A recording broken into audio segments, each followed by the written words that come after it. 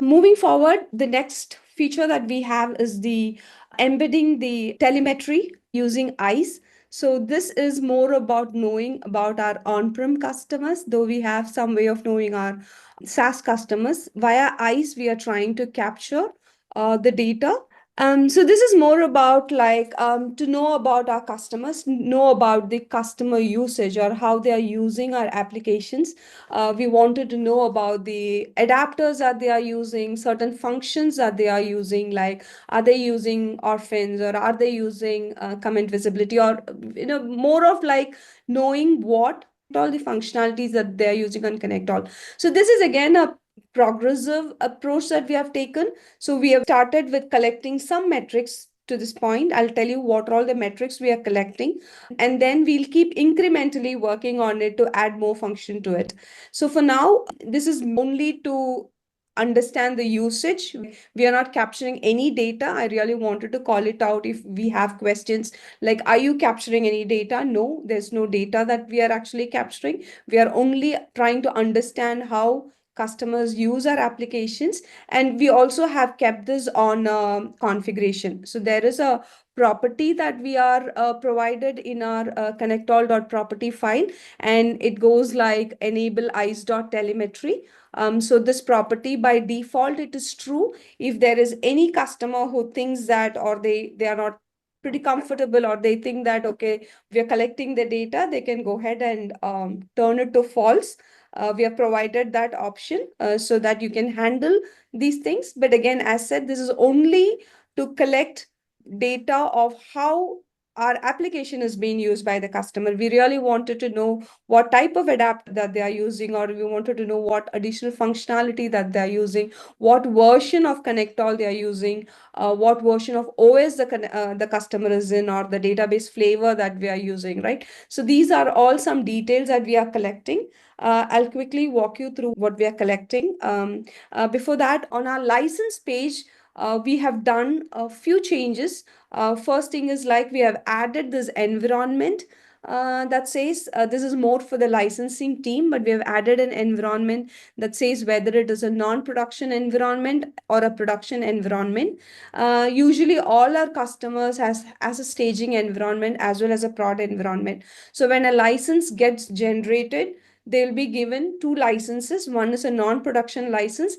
The license key will itself get a suffix telling whether it is non-production or production. So it will become easy for the customer to identify, okay, which is a non-production key and which is a production key, and they can go ahead and upload it on their system. So this is a change that we have on our license manager. And we also have introduced this site ID on our license page. I'll show you how it looks like. The site ID basically comes from, or it's that unique identifier for our customer that goes in the emails that is being sent by Broadcom. So when a license is generated by our license team, the site ID is there in the email that they receive. So they give the site ID, and it is using this site ID that we are able to identify our customer. So that's the identifier that we have. For the time being, in the licensing page, we have given the site ID as editable. In case there is a site ID that is missing or a site ID is not added, we can recommend or ask the customers to go and add it. Eventually, in future, we will remove that editable option. To start with, if at all there is any customer without a site ID, we recommend them to add the site ID. And it is using the site ID, actually, we'll be able to collect the ICE information. Additionally, a small UI change that we did as part of this functionality is like the license expiry note. We have shown it as a UI improvement. So you will see like how it is shown in the pic over here. License expired will be denoted there. And these are all the data that we are actually collecting. I'll show you a sample of the file that we have collected it. But as on today, with whatever we have, we'll be collecting what ConnectALL application version they are using. Are they on 3.8 or 3.5, or are they on at least we'll be able to know from going forward. So you'll not be able to know the older version, but we wanted to figure out like which application version they have installed. This will encourage us like to go back to them and say that, oh, you're on 3.8. There's a new version coming. Why don't you upgrade to the latest version? And we also will collect the information like what is the OS version they are on? Are they using Windows or Linux? And also the flavors as well as the version and the database flavor also. Are they on Postgres, MySQL, or SQL Server? We'll be able to collect their database flavor and the version of the database that they are into. Other important things that we collect is like their automation name we collected. We'll also say that whether the automation is enabled or disabled, what is their source adapter, what is their destination adapter. And we also want to know like, is it an out of box adapter or a universal adapter?